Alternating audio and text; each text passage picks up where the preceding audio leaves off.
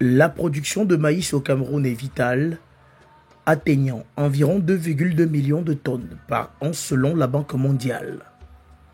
Cette céréale est le pilier de l'alimentation locale. Cependant, un défi majeur persiste, la contamination par l'aflatoxine, une toxine fongique insidieuse provenant du champignon Aspergillus flavus. Imaginez des tonnes de maïs potentiellement contaminées, menaçant nos cultures et la santé de nos communautés.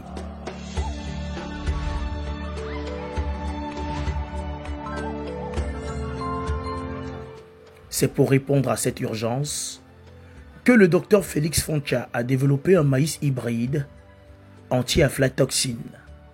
Ce qui nous a motivés, c'est d'apporter une innovation dans nos variétés, en utilisant nos matériels locaux, produire les variétés en haut rendement, qui ont le taux d'aflatoxine moins élevé. Donc l'innovation ici, c'est produire les variétés en haut rendement avec le taux d'aflatoxine moins élevé.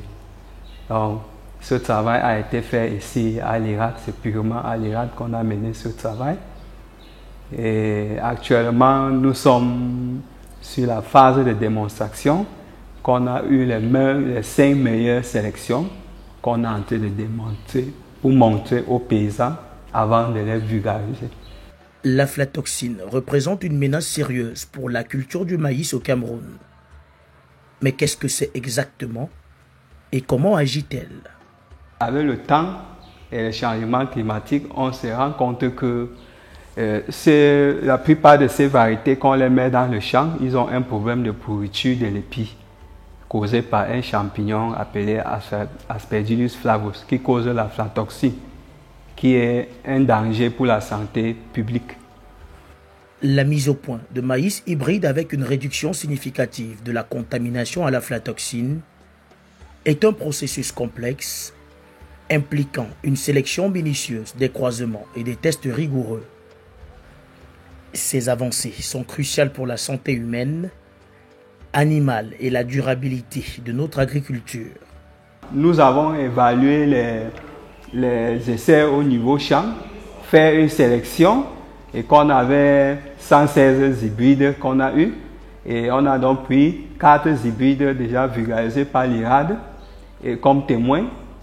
Et à partir de ça, on a donc mené des essais pour faire une sélection et actuellement on a les 5 meilleurs qu'on a quantifié le taux d'aflatoxine, on a vu qu'ils sont supportables.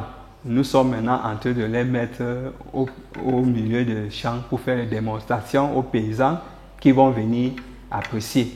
Par rapport à les avantages ou les risques posés sur l'environnement, nos variétés ils ne posent pas un risque puisqu'ils ne sont pas génétiquement modifiés. Ils sont donc produits par une méthode de classical breeding, qui n'est pas donc ici, nous modifions seulement les caractéristiques de ces variétés, mais on ne change pas les gènes.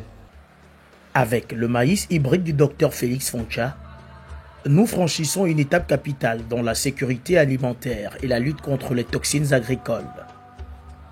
Cette avancée représente bien plus qu'une solution momentanée. Elle incarne l'engagement envers un avenir durable et prospère pour tous. En réduisant la menace de l'aflatoxine, nous protégeons nos récoltes, préservons la santé de nos communautés et renforçons la confiance dans nos systèmes alimentaires. Ce n'est pas seulement une innovation, c'est un pas vers une agriculture plus résiliente et responsable.